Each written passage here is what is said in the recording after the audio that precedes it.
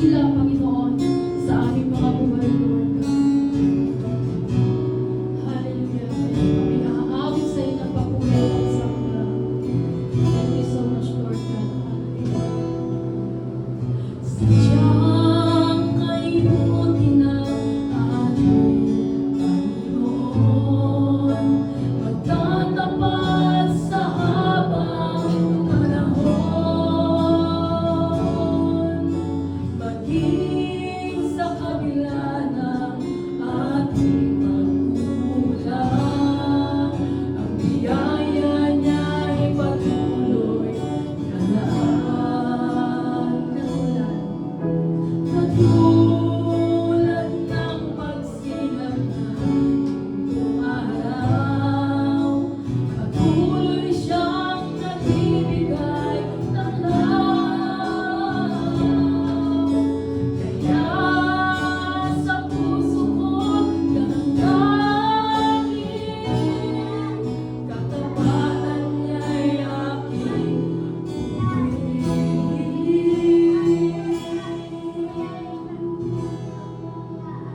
dakila ka, O Diyos, tapat kang ang tunay, magmula pa sa ugat ng aming lahi. Mundo'y magulaw man, maaasahan kang lagi, maging hanggang wakas nitong buhay. Kaya, O Diyos, ika'y aking purihin, sa buong mundo'y aking awitin. Dakila ang iyong katapatan, pag-ibig mo'y walang hanggan.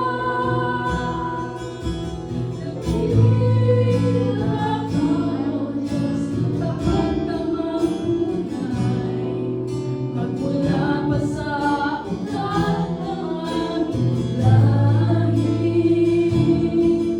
Mundo'y magulaw man, maaasahan kang lagi, maging hanggang wakas nitong buhay. Dakila ka, O Diyos, sa habang panahon, katapatan mo'y matibayan sa ligan. Sa bawat tikhaling, tagumpay man ay naroon, daluyan ng pag-asa kung kailan'y hinahon. Pag-ibig mong alay sa amin noon hanggang ngayon. Dakila ka, O Diyos.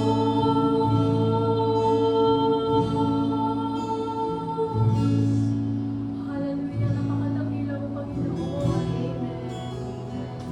Hallelujah, Lord Jesus. Araw-araw, Panginoon, patuloy mo kaming sasamba, Panginoon, sa iyong kadakilaan, sa iyong katapatan, Panginoon, sa aming mga anak. Lord, you never failed, oh God. Thank you for your unconditional love, Panginoon. Hallelujah. Thank you so much, Lord. We give you praise, Lord God. Hallelujah. Yes, Lord, we declare, oh God, Panginoon mo'y Panginoon, na hindi ka kulang, Panginoon.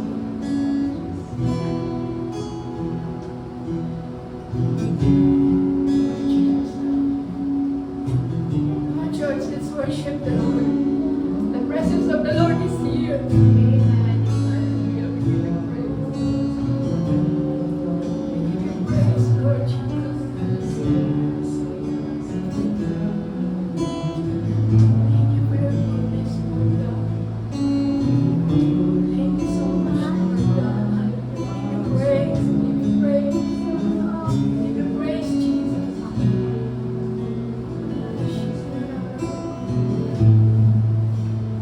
Lord God, give you praise, O Lord Jesus. Give you honor, Lord God.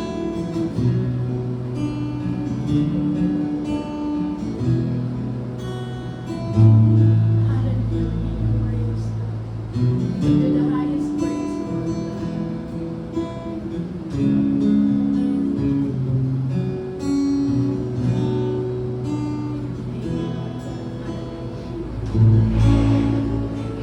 Hallelujah.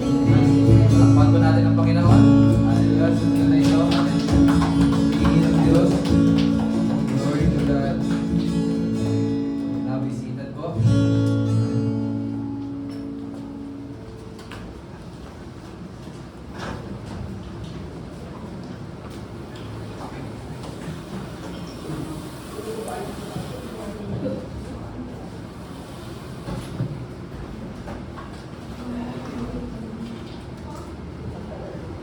Good morning, church. Blessed Sunday, everyone. It's nice to see all your beautiful and handsome faces. Nakatuwa naman. Ayan, so let's go to, so this is Holy Communion no? Sa 1 Corinthians 10:16. Kuya Sheila. Let's go to 1 Corinthians 10:16. It's already there. Just tap Holy Communion, Holy Com, and drop down. You can see there. Thank you. Yan, right there na. So, 1 Corinthians 10:16. Ayan. This is Paul saying, the cup of blessing which we bless, is it not the communion of the blood of Christ? The bread which we break, is it not the communion of the body of Christ? Don't go there na Kuya Shilo, but I'll just read it. For we, though many, are one bread and one body, for we all partake of that one bread. That one bread that we partake is Jesus Christ. So every time we partake of the Holy Communion, we have the bread and the juice, sa kids church, and lahat tayo dito alam natin that the bread signifies the body of Jesus broken for us. It is said here, the bread which we break, is it not the communion of the body of Christ? So this bread that we partake, it is the communion of the body of Christ. And the cup of blessing that we bless, this is the communion of the blood of Christ. So that is, this communion is on fire. Hallelujah. And we are not contained just partaking every Sunday. We can partake as much as we can. Ayan. So let's pray. Heavenly Father, I thank you for your Son, our Lord Jesus Christ. That every time we partake of the cup of blessing, it's partaking, it's the communion, it's the coming together, it's remembering the blood of our Lord Jesus Christ that was shed on the cross for us, so that today we can say we are holy and righteous. And it is not just by words, by mouth, that we want to convince ourselves, but it is the truth indeed that by the blood of Jesus, we are redeemed, we are made righteous, we are made holy. And also, by this bread that we break, it is indeed the communion of the body of our Lord Jesus Christ. So today, we believe and declare that by the stripes of our Lord Jesus Christ, we are healed. Thank you, O Lord Jesus, for your body that was broken for us, for your blood that was shed for us, for our righteousness, for our redemption, for our healing, for our health and wholeness. And thank you, Lord God. We praise you, we we glorify you, and we magnify you in our lives. In your mighty name, Jesus. Amen. Let's pray.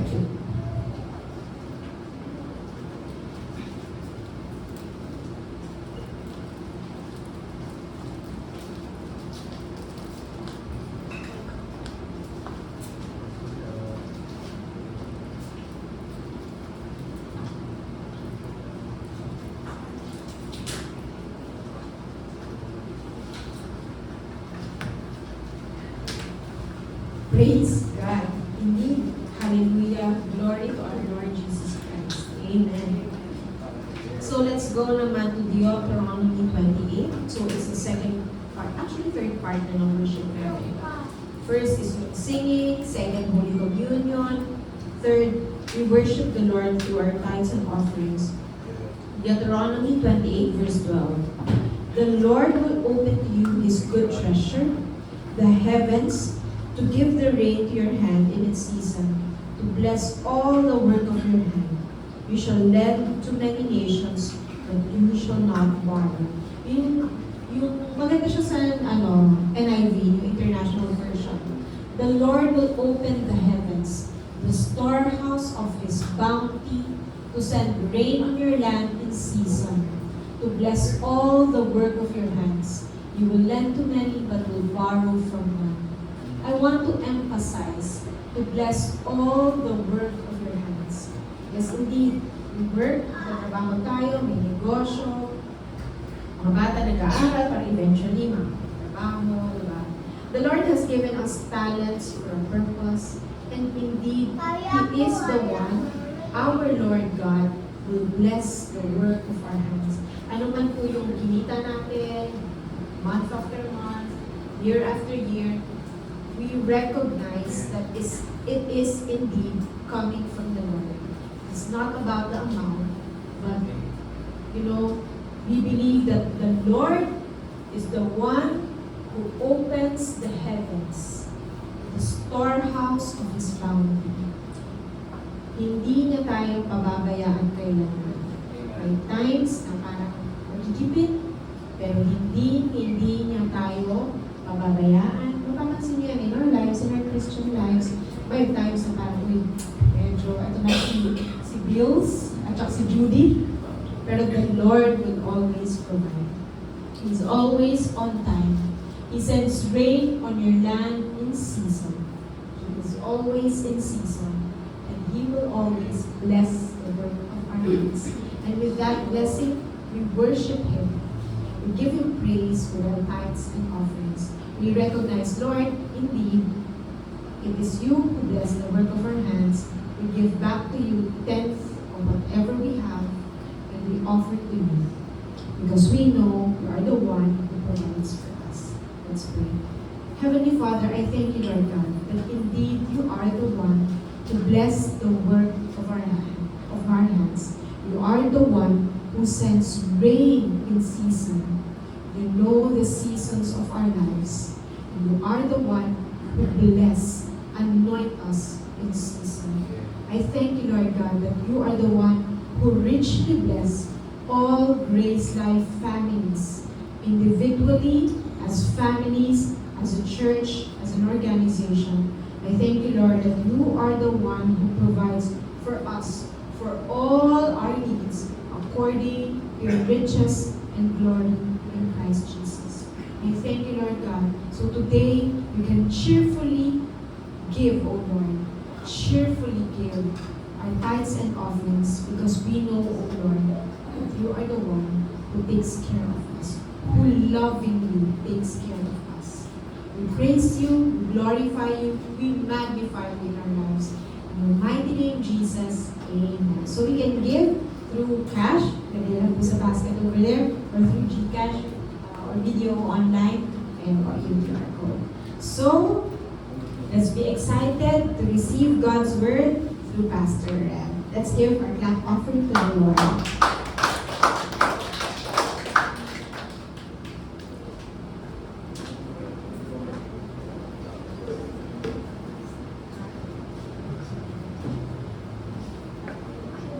Can we all stand up po? Amen. And you have your Bibles with you po, please turn with me sa Philippians chapter 1. We will all read the scripture together. Or kahit ako na po mag-read out. Chapter 1 verse. Verse 1. Okay, verse 1 it says here, Paul and Timothy, bondservants of Jesus Christ, to all the saints in Christ Jesus, to all the saints in Grace Life, to all the saints in Christ Jesus in Grace Life Fellowship. With the bishops and deacons, and bishops po dito is the overseers, pastors, deacons, our leaders. Verse 2, grace to you and peace from God our Father and the Lord Jesus Christ. Grace, I say grace to you and peace, Grace Life Fellowship, from God our Father and the Lord Jesus Christ. Verse 3, I thank my God upon every remembrance of you. Thank God for you, Grace Life. Always in our prayer of ours, making requests for you all with joy. For your fellowship in the gospel from the first day until now, verse 6, being confident of this very thing, that he who has begun a good work in you will complete it until the day of Jesus Christ. Being confident of this very thing, that he who has begun a good work in you will complete it until the day of Jesus Christ.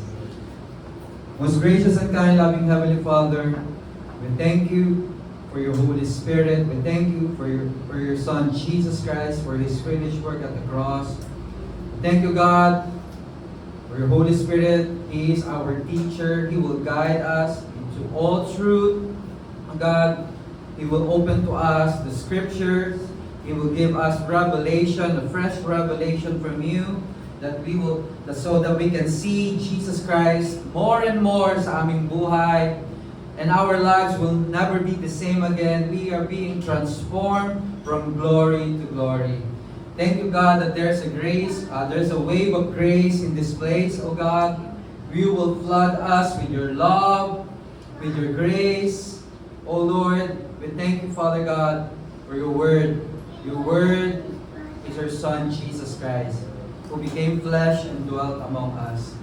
Oh, we glorify you, we magnify you, we worship you. In Jesus' mighty name we pray. Everybody says, Amen and Amen.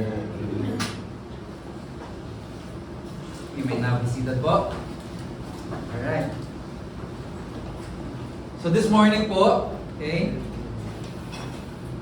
we will step into God is still building. Okay? Gusto ko pong i-declare sa inyo to that God is not done yet po sa inyong buhay. Amen? Just like what Apostle Paul encouraged, when he encouraged the church, the Christian, in the church of Philippi, we call it po yung mga Christian doon, Philippians, okay? Sabi niya sa verse 6, being confident of this very thing, that he was begun a good work in you.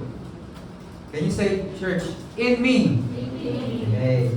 So, the Lord will complete it until the day of Jesus Christ. Okay. Familiar po ba kayo sa blueprint, yung plano ng isang bahay or building? Okay. Bago po maitayo ang isang establishment or buildings or house, meron po siyang blueprint. Alright? So, every building begins with a blueprint. For every house, every building, every establishment begins with a blueprint. So, wala ako ngayon. So, yun yung object lesson ko, hindi ko nadala this morning. So, the architect or the engineer doesn't draw the plan hoping someone else will finish it. So, yung engineer, architect, they will draw yung plano doon sa building, yung plano ng building na yon or yung house na yon. Okay?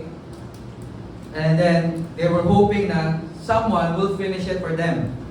The same person who designs the blueprint, okay, is committed to overseeing its completion. Kung sino yung nag-design ng blueprint, yung gumawa ng blueprint o yung plano na yon, okay, he is committed or she is committed to overseeing its completion. In the same way po, God is the master builder. The Word of God says that God is the master builder of our lives. He is the master builder. He lovingly designed our life. Ayan. Ano ba gusto mong house? Yung may garden, bungalow, okay? 2-story house, 4 bedrooms, okay? So, that's how God designed your life. So, He is the master builder. Okay? He is also the one who laid the foundation. Siya po yung nag-lay ng foundation. And yung foundation na yun is built on the foundation of what Jesus Christ has done. And God Himself remains personally involved until everything He planned is fulfilled. So every detail, simula pa po na paggawa ng plano, sa paglagay ng pundasyon, committed na po ang Panginoon because He is the master builder. Amen? He doesn't walk away. He does not walk away. Okay?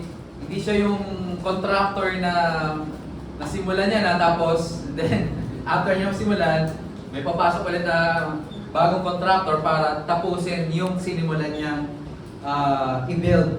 Okay? But si God, siya po ay committed sa buhay po natin. Kung ano yung sinimulan niya sa buhay natin, it started po, I believe, nangyari po ito, nung tayo po ay nasumpungan ng Panginoon, tayo po ay natagpuan ng Panginoon at natanggap natin yung kaligtasan. Doon po nagsimula ang Diyos. And God is faithful. God is committed na tapusin kung ano man yung sinimulan niya sa ating buhay. Can I hear an amen? Ayan. He does not abandon His children. He faithfully brings His work to completion. God will not abandon you. God will not leave you or forsake you. But God is always there. God is committed. God is faithful. What He promised to you, okay, He is faithful to complete it. He will bring it into pass po sa inyong buhay. Amen? Philippians chapter 1 verse 6 tells us this, your life or our life is not forgotten or unfinished. As God's beloved son or daughter, okay, when you accepted Christ in your life, you are His beloved son or daughter.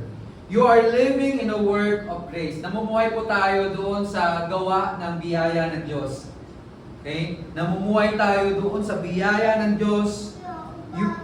You are living in a work of grace, intentionally begun, lovingly sustained. Okay? Yung nagsusustain po ng ating buhay ay ito po ang iyong biyaya ng Diyos or the grace of God. And divinely guaranteed to be completed by Jesus Christ Himself. So what God began, okay, kung ano po yung sinimula ng Diyos, okay, siya po ay committed, siya po ay faithful na tatapusin niya until na dumating si Jesus Christ para sa church niya. Amen? So God Himself began the good work in you. Okay, what is this good work na sinimulan ng Diyos sa buhay po natin? What is this good work that He began in our lives? The Christian life did not begin with our effort, with your own effort. It began with God's love. Saan po na-demonstrate yung love ng Diyos? Sa cross ni Jesus Christ. But God demonstrate His own love for us while we yet sinners. Christ died for us. It began with God's love. Your salvation is not something you initiated. Yung kaligtasan po natin is not based on our own self-effort. Okay? It's not something that we initiated. It is something we receive as a child, okay? Welcome, as a child, welcome into the family. So we receive that salvation. Ephesians chapter 2, verse 8 and 9, for by grace, we have been saved, okay? Ephesians chapter 2, verse 8 and 9. For by grace you have been saved through faith, and that not of yourselves, it is the gift of God. Okay? Na-save ka because of what? Because of God's grace. Through faith. Alright? It is about the grace of God. It's not about your works. Naligtas ka dahil sa biyaya ng Diyos. Can we say, biyaya ng Diyos? Mahina. Biyaya ng Diyos. Yan. Tagalog kasi, no? So, the grace of God. Yung grace is biyaya. Okay? Kagandahang loob ng Diyos. So, for by grace, you have been saved through faith, and that not of yourselves. It is the gift of God, not of works, lest anyone should boast. Okay? Ganun ang verse 10. For we are His workmanship, created in Christ Jesus for good works, which God prepared beforehand that we should walk in them. Okay, let's turn our Bible to John chapter 6, verse 44.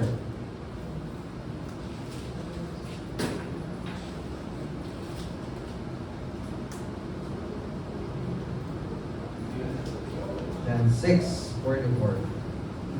No one can come to me unless the Father who sent me draws him, and I will raise him up at the last day. Mali, ano yung natato? Diba?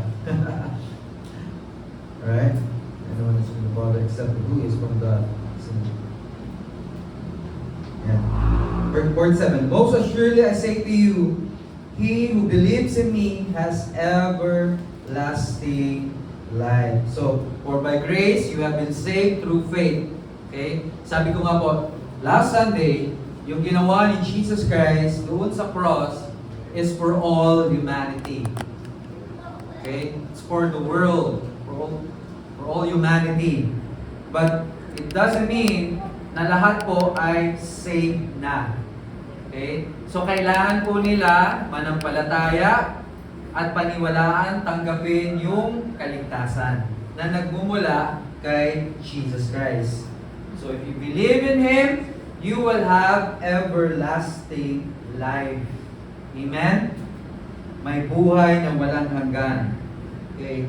Not here, kasi we're not meant here. Kumaga tayo po ay sojourners lang, na naglalakbay lang tayo sa mundo nito. Dahil ang ating citizenship, our true citizenship is in heaven.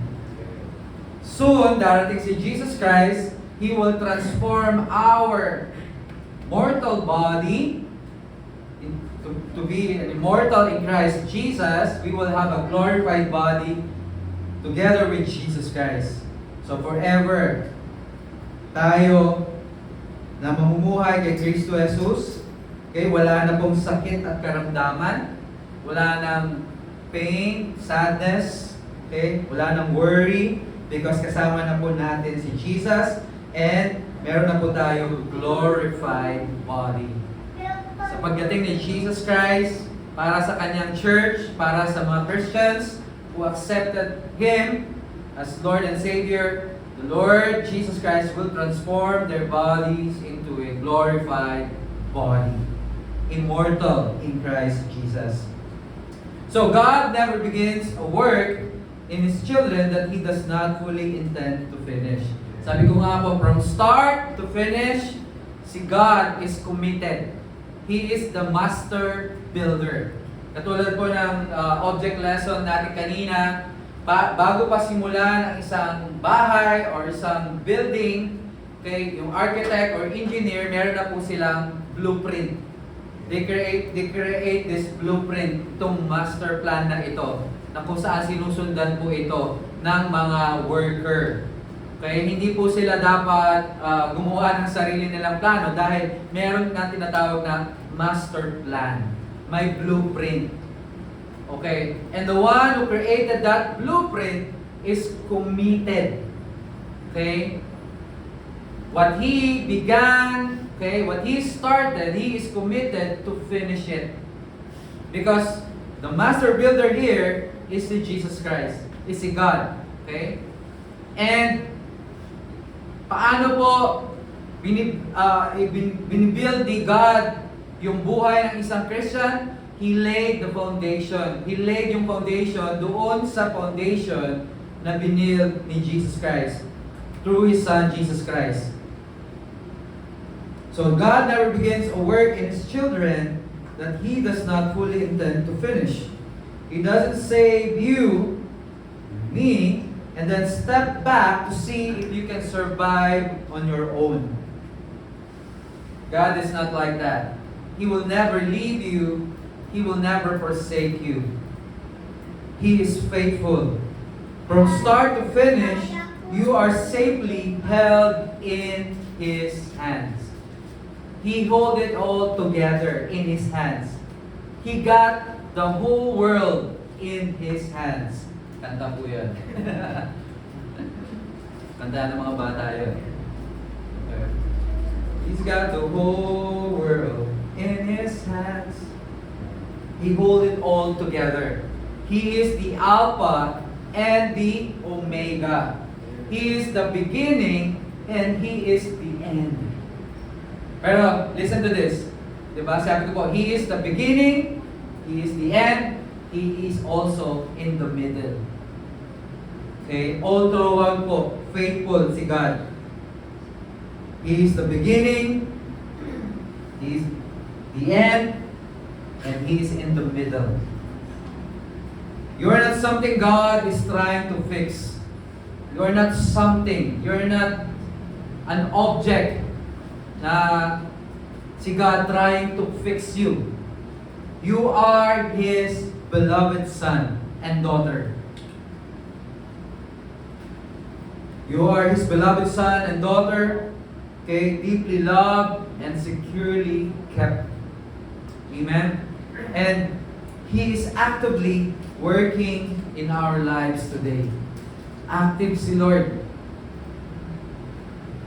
He is actively working in our lives. Concerned siya sa bawat detalye ng ating buhay. The moment you wake up in the morning, okay, pag titingin ka sa salamin, nakita, pansin mo ba na bakit tayo-tayo yung buhok mo? Ha? Hindi naman ibig sabihin na you have a bad hair day, but the Bible says, okay, I don't want to make a doctrine out of it. He knows the number of your hair. Malay mo, while you are sleeping, binibilang niya yung hair mo. Sa akin siguro nasobrahan ng gigil ng bilang si Lord kasi lumibis na yung hair ko. Alright? But every detail of your life, okay, si Lord concerned siya. He is faithful. As a loving Father, God is continually shaping. Sinishape niya yung ating buhay. Okay? He is the master builder. He is continually shaping, maturing, and strengthening us with His grace, by His grace, even when the progress feels invisible. If you think yung progress mo sa buhay, parang ang slow, okay? Always remember this. And I would like to encourage you that God is continually shaping and maturing you, strengthening you by His grace. Amen? Again, it's not about you na makakapagbago sa buhay mo. It is the grace of God that can change you. Amen? Allow His grace to transform you, to change you. Okay? When a building is under construction, Much of the work happens inside. So kapag ang building or house is under construction, marami pong nangyayaring trabaho inside of it. Behind walls, beneath the floors, out of sight. And in the same way, God often does His deepest work within His children where no one else can see. Pag nakita po kayo ng building, di ba nilalagyan, Sister Joyce, nilalagyan ng fence, right? And even kahit yung house, nilalagyan ng fence yun. And yung mga taong naglalakad, okay, hindi nila alam kung ano yung nangyayari sa loob ng house or sa loob ng building. Nakikita na lang nila, unti-unti, uy, dati parang foundation lang to, foundation lang, pero nasa 2 stories na. And then the next day, 3 stories. The next day, 3 stories na. The next month, okay, natayo na yung building. So ganun po, how God carefully designed our life. He's working secretly. Yan. Okay? He's working behind the scene. If you think that parang wala namang pagbabago sa buhay ko, no. Don't worry. God is working. Kasi if you're worrying much, parang God is not working.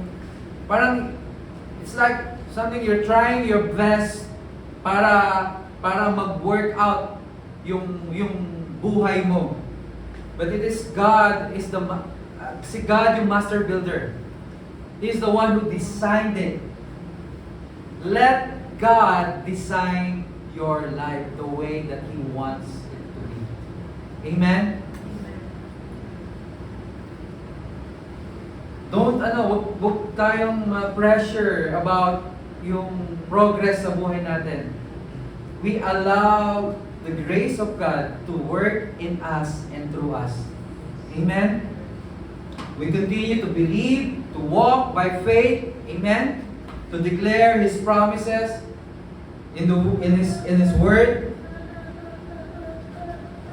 Let me encourage you that you are not God's project. You are His beloved. Yeah. You are His beloved, His workmanship, and the focus of His grace.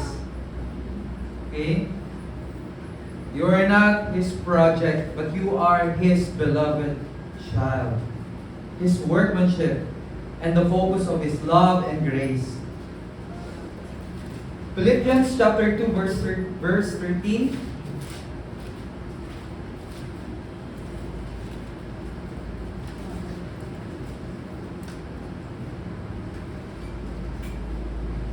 Therefore, I ask that you do not lose heart at my tribulation for you, which is your glory. Philippians Ephesians pala to. 2:13. Sorry. Yeah. Ephesians yung binasa ko, I'm sorry.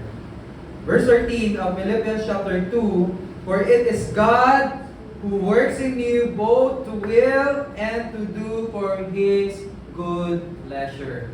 So we see in the Word of God, okay, it is God who works in us, both to will and for His good pleasure.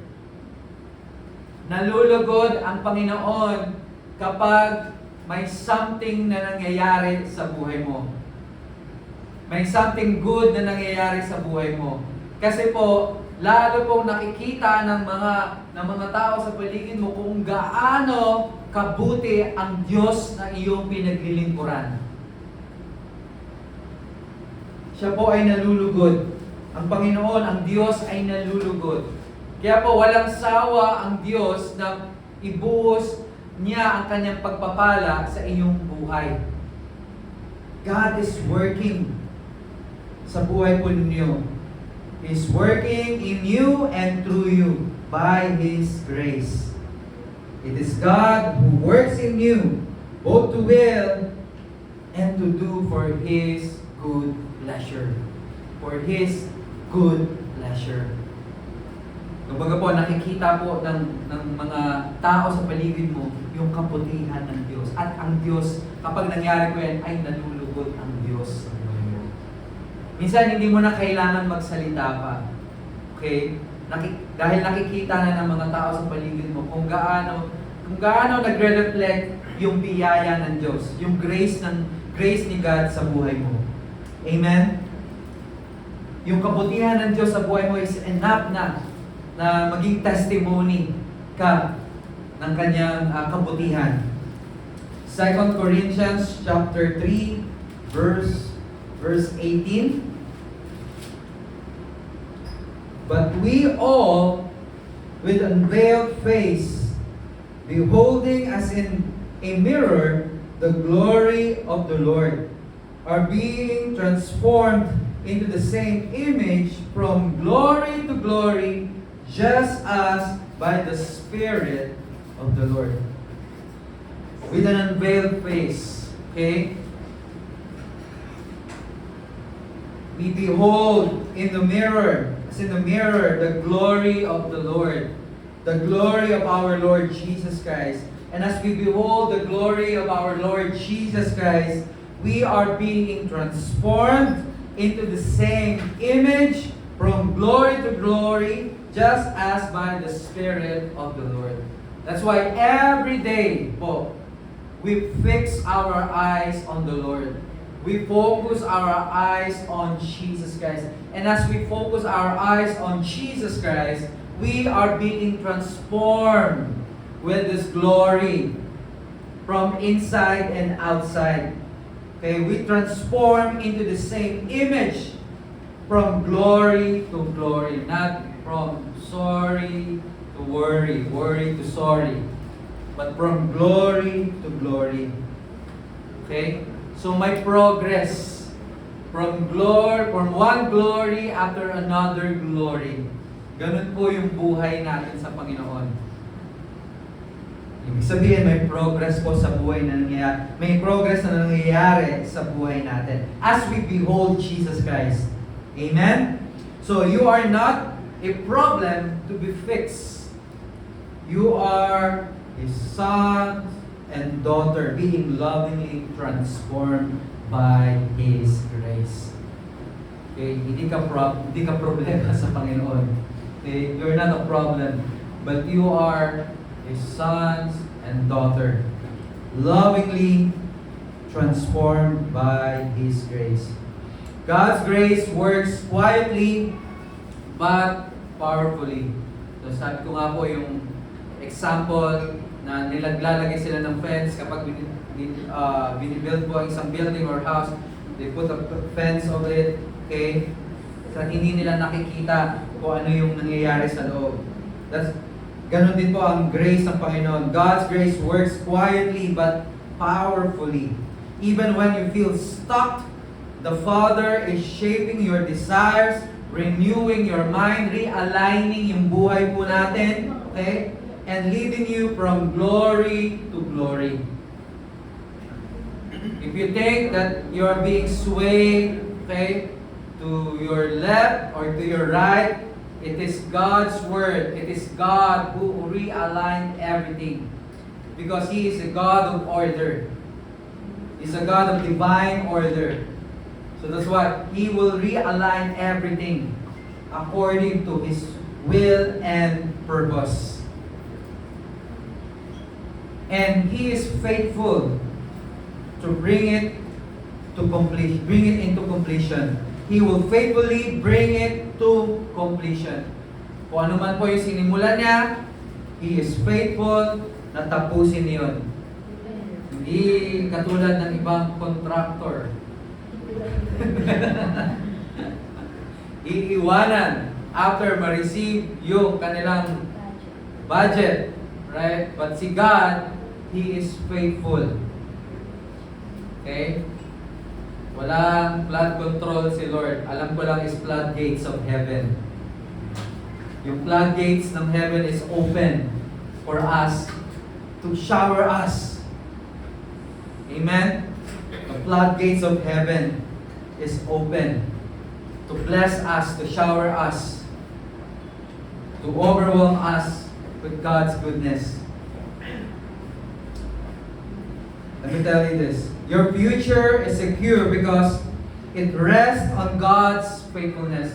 Yung future mo, future nyo mag-asawa, and then yung future ng mga kids ninyo, it's secure because it rests on God's faithfulness, not your own performance. A loving father never abandons his children halfway. So He will not abandon you. He will never leave you. He will never forsake you. If your father abandoned you, well, you have a Father in heaven that will never leave you nor forsake you. A builder does not stop halfway and say, bahala na, matapos mo to. Hindi. But he follows the blueprint through the completion. In the same way, Jesus never abandons those He has made His own. He will not abandon you. He is faithful. Hebrews chapter 12, verse 2. Verse 1. Therefore we also, since we are surrounded by so great a cloud of witnesses, kaya ito na po yung mga mananampalataya ng Diyos na nauna na sa atin. They are called cloud of witnesses, and then the heroes of faith, they are cloud of witnesses. The heroes of faith in the Bible, they are cloud of witnesses. Let us lay aside every weight and the sin which so easily ensnares us, and let us run with endurance the race that is set before us.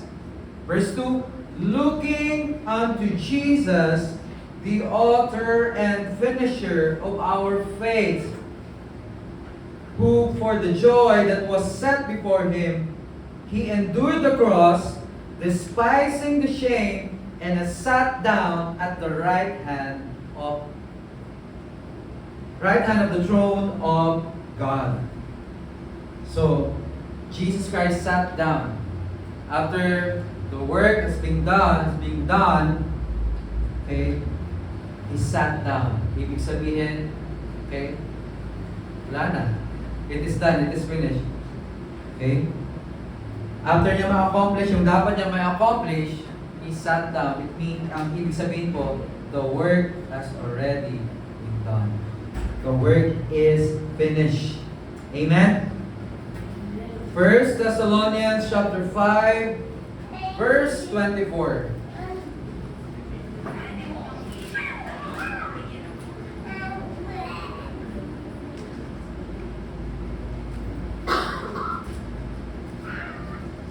This is a blessed assurance po.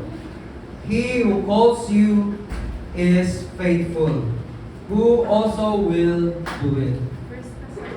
1 Thessalonians chapter 5, verse 24.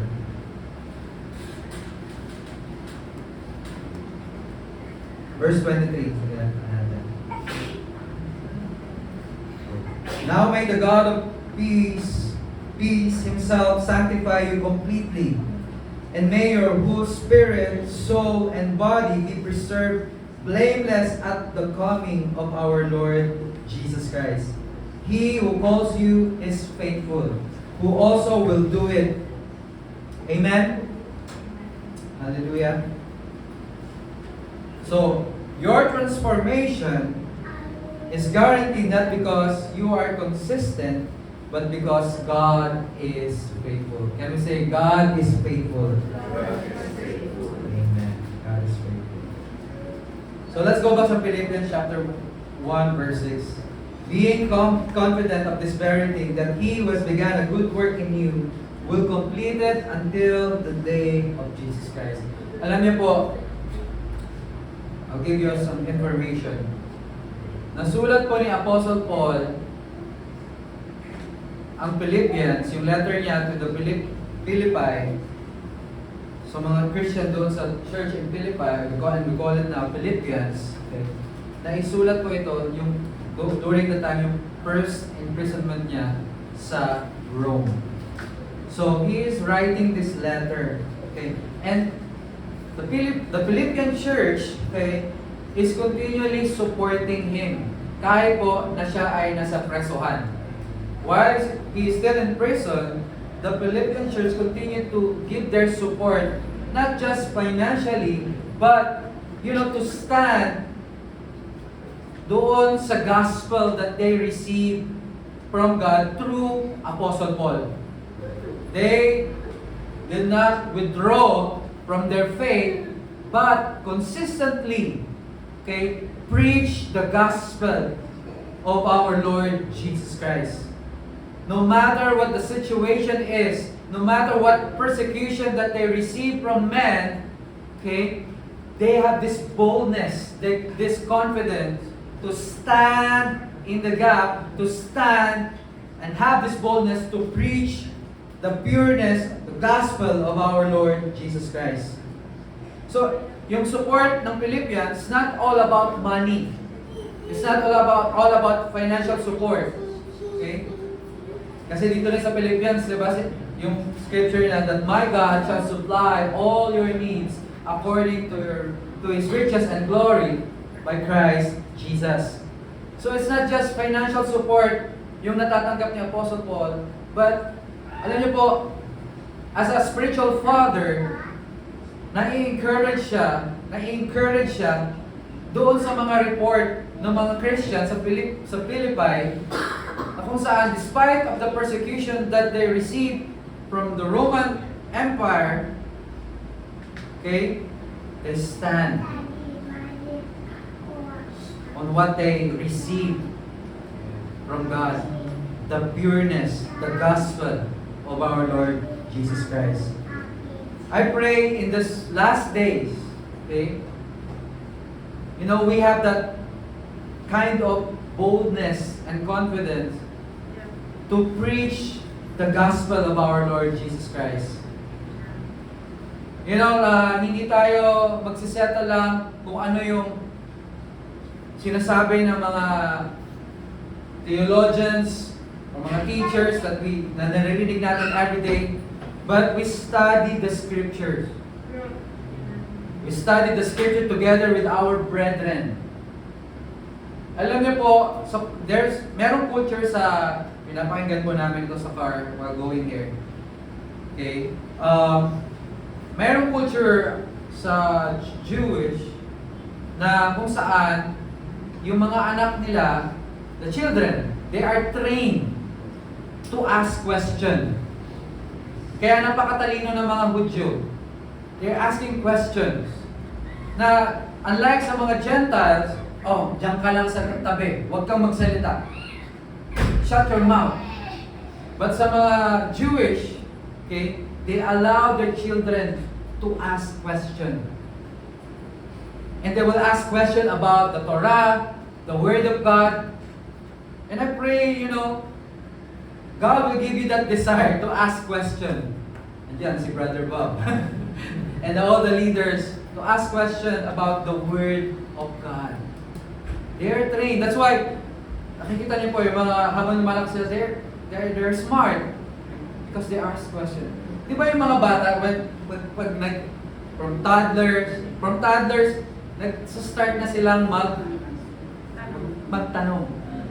Kaya tayo, as parents, we also need to be equipped by the Word of God. We don't get yung mga answers sa world. Because as Christians, we have been set apart, sanctified, set apart. We are God's workmanship. We don't get our value according doon kung ano yung ididikta ng world sa atin. Hindi natin kinukuha yung value ng world para yun ang maging values ng ating mga anak. But we get all yung values na yun doon sa Word ni God. So as parents, we should be equipped by the Word of God to answer every questions ng mga anak.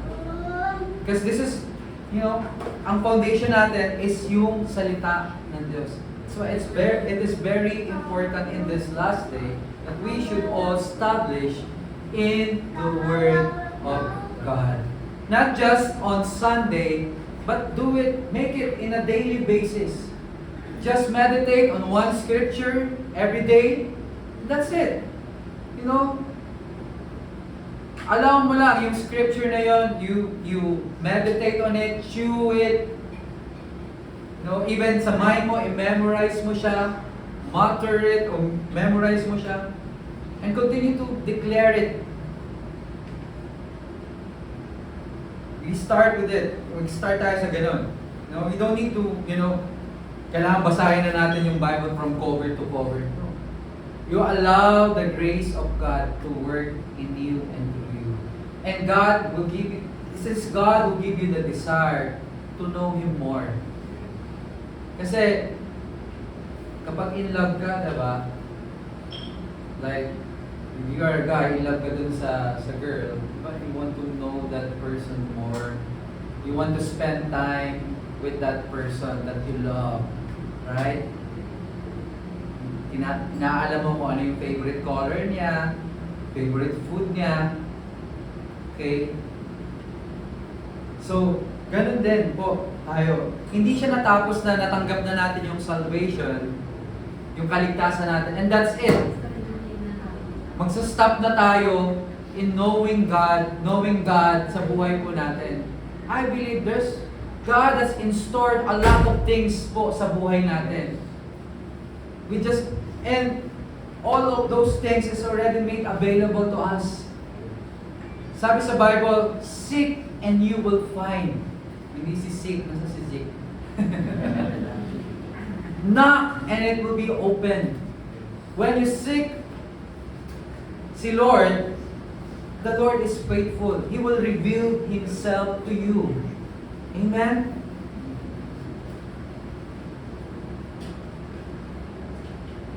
So grace assures us of this.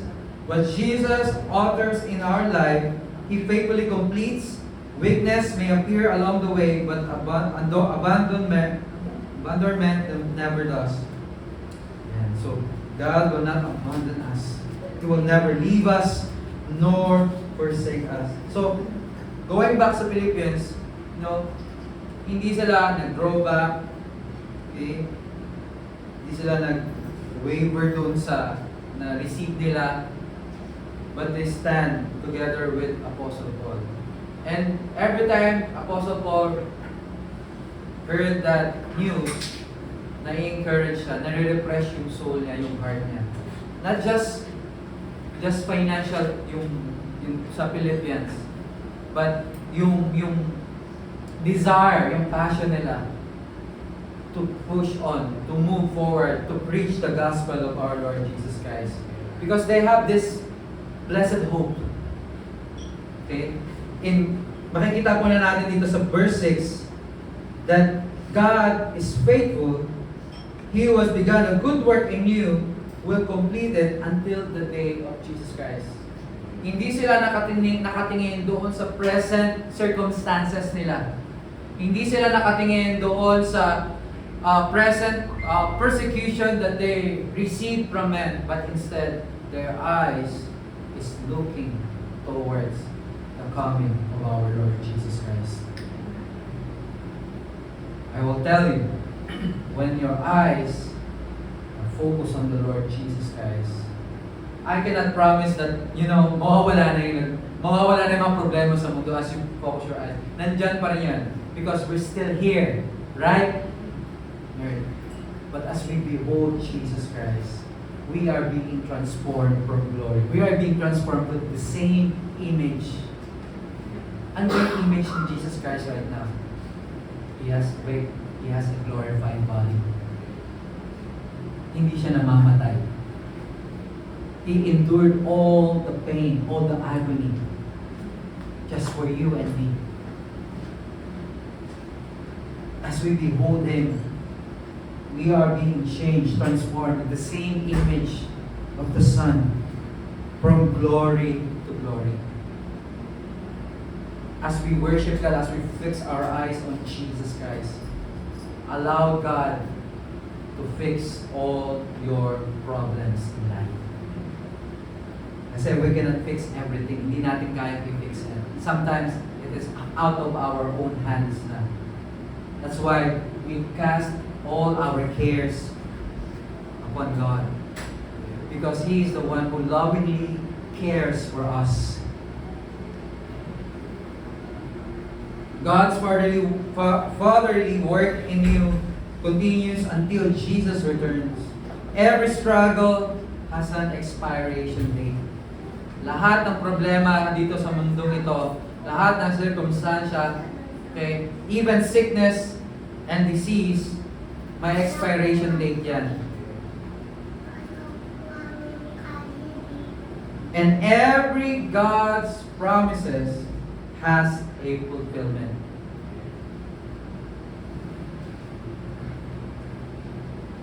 Temporary lang po itong mga nararamdaman natin. But we look ahead. Look up and see your salvation is coming.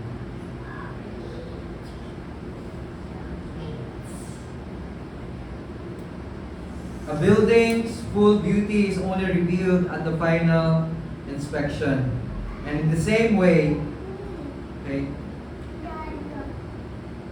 pag bumili ka po ng isang property, yung bumili ng property na yun, let's say a house, okay, meron po itong, kine-check po nila bago ito ma-turn over sa kanya. Ma-hand over. Yung handover team, okay, nandoon, ipapacheck dun sa buyer ng house na yon kung may mga may dapat i-rectify dun sa house na yun o sa unit na yun.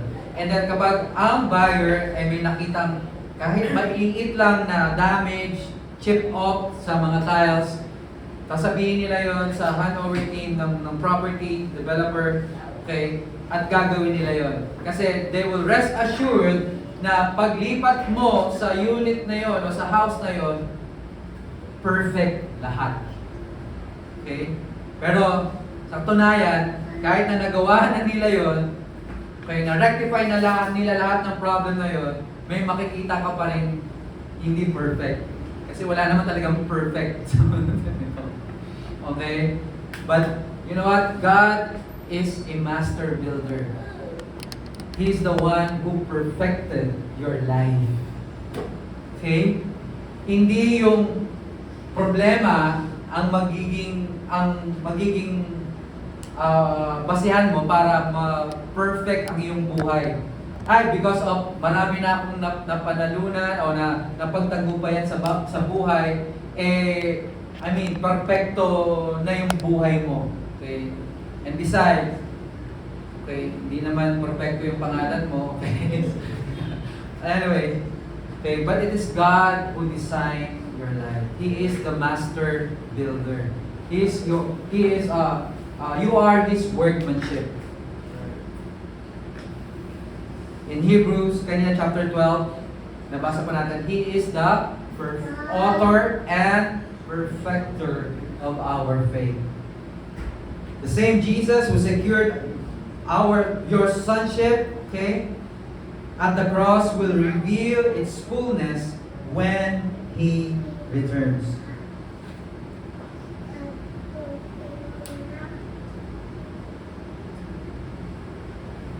God is faithful. God is willing. He is faithful to complete it. Grace, yung biyaya po ng Panginoon, the grace of God gives us unshakable assurance.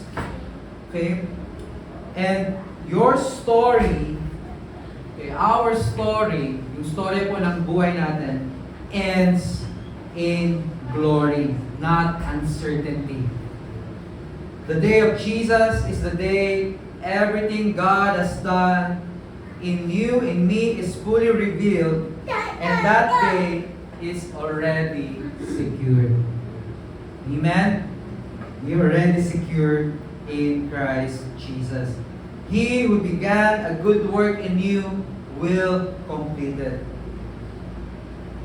God is not finished with you, church. Let me encourage you, God is not finished with you yet. As His sons and daughters, the work He began in your lives, in your families, in your ministry, and in this church, He will faithfully complete it. So, excited na ba kayo for 2026? Bilis, no?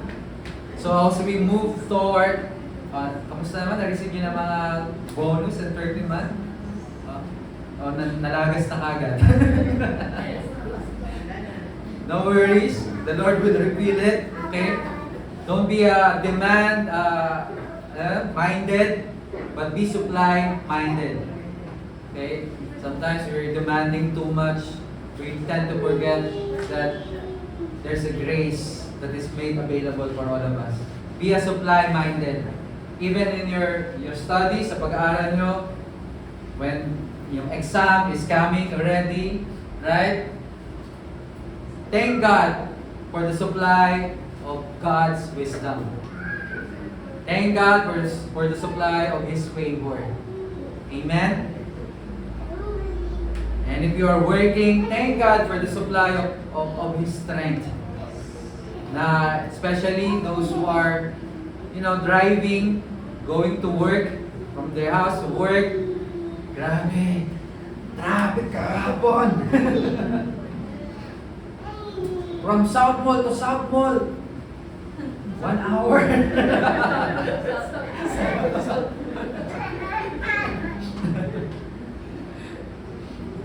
Nakita ko lang naman sa post ng isang tao. Pero hindi na kami nag-risk na lumabas. Okay? So sa loob lang kami ng bahay. Yesterday, nagkaroon po ako ng chance or opportunity na yung unang work ko po after I graduated in college po. Nagkaroon po kami ng reunion dito sa One World Deli sa Pilang Hari. So, I'm so surprised na nakita ko yung boss ko for how many years? Siguro mga 20 years. Sabi, lakas pa ni boss at bumibisita pa siya. Bumibisita pa siya kasi yung company po namin is a contractor sa interior and finishing. So, hindi niya na-reveal yung edad niya eh. So, parang mga 80 plus na siya. So, she's still visiting yung mga projects na mayroong project sa Kawit, may project sa Laguna, may project sa BGC. Yan. So, binibisita niya pa. Sabi ko, boss, grabe ah. Sobrang tapos hindi mo siya makikita na sobrang stressful siya and all of that. Tapos, natuwa siya kasi nakita niya, nalalaman niya na nagpa-pastor na pala ako ng church. Sabi, saan ba yung church na yan? Taga-Bia Paranaque siya. Pero diba, yung bahay nila sa Executive Village, yung tapat ng Bread from Heaven. Yan, sa Bia Paranaque. Saan yung church mapuntahan? Sabi niya, sige boss, invite kita one time sa church. So, etong first work ko na ito, okay, dito nagkaroon ko dito nag-start yung journey ko sa Panginoon. Okay, kasi yung mga office mates ko, they already attending a Christian church nearby. Kasi yung office namin sa Richville, Madrigal. So, merong church dyan sa Madrigal, Alabang Hills, meron dyang church. So, they invited me to go there. Sabi ko, ay, alam ko na yan. Sabi ko, sige na, nag-enjoy pa ako eh. Sabi ko, kasi you were working, may unang trabaho ko. Tapos, diba, you're earning. Actually, time na yan, ang bilang sweldo eh. We started from I remember that. I remember salary ko during that time, 9,000 yata a month. Grabe no, 9,000 a month.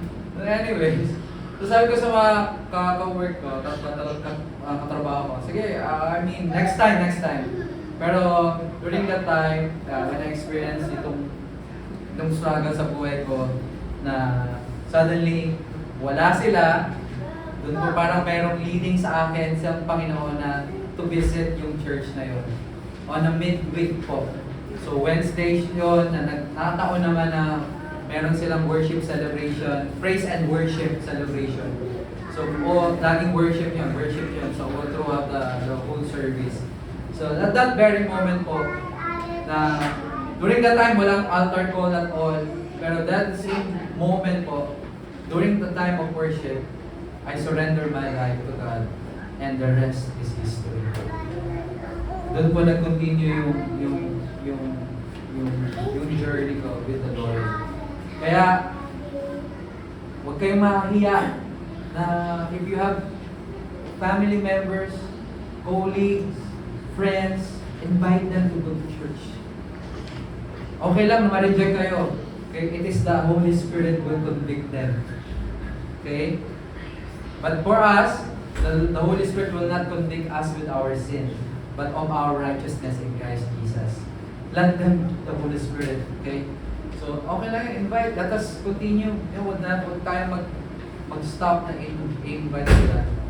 So, yung mga nakakatuwa lang po, I give glory to God kasi most of my colleagues there po na nakasama ko sa reunion namin sort of, they're all Christians. Praise be to God.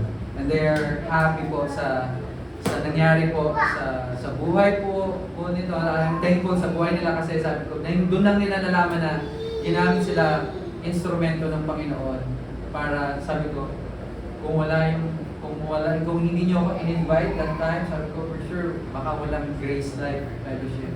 But I give honor and glory to all our Heavenly Father God. It is God's plan po.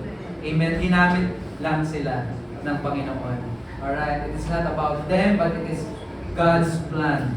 For God's plan. Plano ng Diyos sa buhay ko po at sa buhay po ninyong lahat. Amen? Hallelujah. Can I ask everyone to stand up po, please? Palakpan po natin, Panginoon. Hallelujah. Never stop having this grateful heart, giving gratitude to what God has done in our lives. Amen? As we step on 2026, okay, we are not stepping into the unknown. Hindi tayo, ito na 2026, baka, Lord, ano kaya mangyayari for 2026? Kasi alam niyo po, meron tayong assurance. We have this blessed hope assurance. As we move toward 2026, we are not stepping into unknown. We are stepping into God's guaranteed goodness. Na every step that you will make, it is ordered by God. The Bible says that the steps of the righteous, it is ordered by God, divinely ordered by God. That's why you will not sway to your left or to your right, but God's word will be the light and the lamp to your feet. He will guide you all throughout this year. Kung ginabayan ka ng Panginoon this year of 2025, how much more sa year 2026? You will not enter 2026 alone because remember this, God is always with you. He will never leave you nor forsake you. Hindi kayo iwanan ng Panginoon. He will not abandon you. He is there for you. You will not face the new year in your own strength. Hindi mo haharapin yung bagong taon ng may takot, na walang kasiguruhan, na may agam-agam ka. Kasi buo ang iyong loob, buo ang iyong pananampalataya na kasama mo ang Diyos sa 2026. You will not walk into uncertainty. Your steps are ordered and secured by His unfailing love. And if suddenly you will fall to your left or to your right, there's a grace that will touch you. Yung grace ng Panginoon ang bubuwan sa iyo, that will pull you up. His love will overwhelm you, will embrace you, no matter what. And we thank God for His plans and purpose sa buhay po natin. What He began in our lives, He is faithful to complete it. As we are waiting right now for the coming of our Lord Jesus Christ, we have this blessed assurance that He is coming back for His church. You are His church. You are His beloved child.